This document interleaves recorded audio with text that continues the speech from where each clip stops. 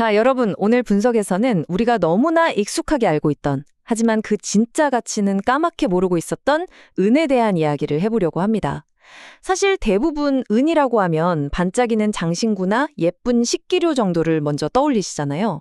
하지만 오늘 여러 데이터와 분석 자료를 쫙 펼쳐놓고 보면 은이 지금 시장에서 얼마나 무서운 잠재력을 가진 전략적 자산인지 그 숨겨진 진짜 모습을 발견하실 수 있을 겁니다. 바로 시작해보죠. 본격적인 데이터 분석에 앞서 짧게 안내 말씀 하나 드리겠습니다. 본 자료는 정보 제공만을 목적으로 하며 특정 종목에 대한 매수나 매도를 권유하는 것이 아닙니다.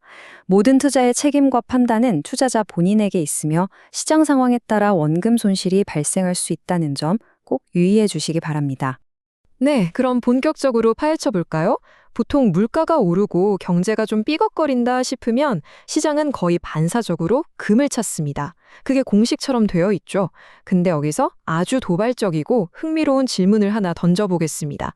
도대체 왜 최근의 핵심 데이터들은 금이 아니라 은에 주목하라고 강하게 시그널을 보내고 있는 걸까요? 그 대답은 바로 압도적인 수치에 있습니다. 금만이 유일하게 지켜볼 만한 진짜 금속이다라는 아주 오래된 오해를 완전히 박살내는 데이터 하나를 살펴볼게요. 2020년부터 2026년까지의 통계치와 전망을 기반으로 한 수익률을 비교해보면요. 금이 238% 상승하는 동안 은은 무려 399%라는 엄청난 퍼포먼스를 보여줍니다. 이건 뭐랄까, 단순히 금의 뒤를 쫓아가는 2인자가 아니라 상승 동력 자체만 놓고 보면 금을 가볍게 뛰어넘는 폭발력이 있다는 걸 수치가 직접 증명하고 있는 셈이죠. 자, 첫 번째 핵심 포인트입니다. 미래 기술의 심장, 장신구 그 이상이라는 겁니다. 대체 무엇이 이렇게 극적인 차이를 만들어내고 있는 걸까요? 앞서 말씀드렸듯 은은 더 이상 단순한 귀금속이 아닙니다. 물리적으로 볼 때 지구상의 모든 금속을 통틀어서 전기와 열을 가장 잘 통하게 하는 게 바로 은이거든요. 이게 지금 엄청난 나비 효과를 불러일으키고 있습니다. AI 시대의 절대적인 핵심, 그러니까 그 고성능 HBM 칩이 엄청난 열을 뿜어내는데 이 발열 문제를 해결하는 은 소결 기술에 진짜 어마어마한 양의 은이 말 그대로 쏟아져 들어가고 있습니다. 뿐만인가요? 태양광 패널, 전기차, 5G 통신망 같은 친환경 인프라에는 당연히 필수적이고요. 최근에는 배터리 코팅이나 첨단 바이오 센서까지 그 쓰임새가 들불처럼 번져나가고 있습니다. 이걸 숫자로 떡 체감되게 말씀드려 볼게요. 무려 50에서 60%입니다. 지금 전 세계에서 생산되는 은의 절반 이상이 앞서 말씀드린 저런 첨단 산업용으로 싹 빨려 들어가고 있다는 뜻이에요. 옛날처럼 귀금속 상점에서 은을 소비하는 게 아니라 지구상에서 가장 거대하고 진보한 AI 데이터 센터와 친환경 공장들이 은을 블랙홀처럼 빨아들이고 있는 상황인 거죠. 그럼 자연스럽게 다음 주제로 넘어갈 수밖에 없겠죠. 두 번째 포인트, 멈춰버리는 공급, 그리고 그 생산 구조의 치명적인 결함입니다. 수요는 이렇게 우주를 뚫고 갈 기세인데 그럼 팍팍 찍어내서 공급을 늘리면 되지 않을까요? 안타깝게도 데이터 흐름을 보면 상황이 아주 심각합니다. 2021년부터 시작된 은 시장의 공급 부족, 즉 적자 현상이 해가 갈수록 걷잡을 수 없이 벌어지고 있어요. 이대로라면 2026년에는 무려 6,700만 온스라는 어마어마한 물량이 부족해질 거라고 합니다. 이건 뭐 잠깐 공급이 지연되는 수준이 아니라 6년 연속 꽉 막혀버리는 완벽한 구조적 위기를 맞이했다는 뜻입니다. 아니, 왜 공급을 못 늘릴까요? 광산 문을 더 열면 되잖아요. 그게 사실 불가능합니다. 통계를 보시면 놀라실 텐데요.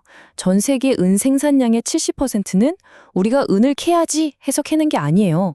구리나 아연, 납 같은 다른 금속을 캘 때 그냥 옆에 딸려 나오는 부산물에 불과합니다. 진짜 은만 전문적으로 캐는 광산의 비중은 고작 30%밖에 안 돼요. 이게 무슨 의미냐? AI나 태양광 때문에 은값이 아무리 천정부지로 솟구쳐도 은 좀 더 캐겠다고 당장 필요하지도 않은 구리나 납 생산량을 2배, 3배 늘릴 광산 기업은 없다는 겁니다. 한마디로 원한다고 바로 스위치를 켤 수 있는 공급 유연성이 제로에 가깝다는 거죠. 세 번째 포인트, 심각한 저평가 상태와 고베타의 이점입니다. 자, 수요는 폭발적으로 늘어나는데 공급은 완전히 꽉 막혀버렸다. 이 미친 불균형이 의미하는 건 단 하나입니다. 바로 은이 지금 엄청나게 저평가되어 있다는 사실이죠. 이걸 가장 명확하게 짚어주는 지표가 이른바 금-은 비율인데요. 금값과 은값의 비율을 따져봤을 때 지금 이 수치가 역사적인 평균을 훌쩍 뛰어넘어서 굉장히 높은 수준에 머물러 있습니다. 쉽게 말해 금에 비해 은값이 터무니없이 싸게 거래되고 있다는 거죠. 바로 이 지점에서 은의 가장 큰 무기인 고베타 성질이 폭발합니다. 시장이 상승세를 타거나 이 비정상적인 비율이 제자리를 찾아가는 구간이 오면 은은 꾹 눌려있던 용수철이 튕겨 오르듯이 금보다 훨씬 더 미친 듯이 치솟는 경향이 있습니다. 여기서 정말 흥미로운 자료 하나를 소개해 드릴게요. 방금 말씀드린 그 폭발적인 잠재력이 그저 한낱 희망 회로가 아니라는 겁니다. 세계 굴지의 금융기관인 뱅크 오브 아메리카가 내놓은 분석을 보면요.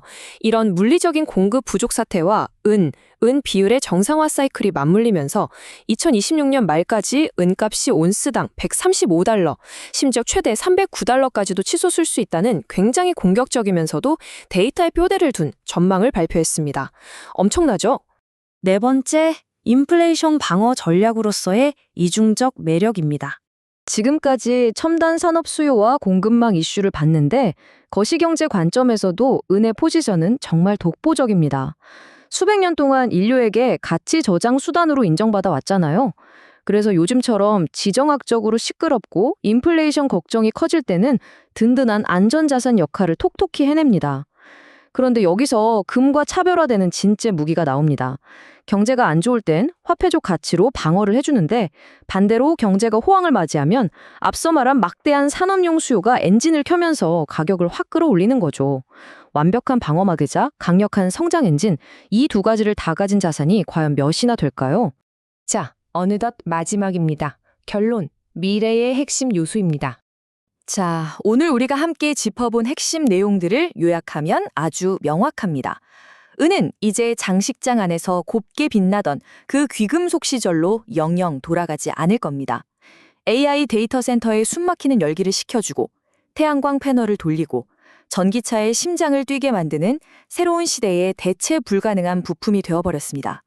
압도적으로 폭발하는 수요, 도무지 해결될 기미가 안 보이는 구조적인 공급 병목 현상, 그리고 아직도 시장에서 제대로 대우받지 못하고 있는 역사적인 저평가 상태까지 새로운 산업혁명이 휘몰아치는 지금 은이 보여줄 다음 행보.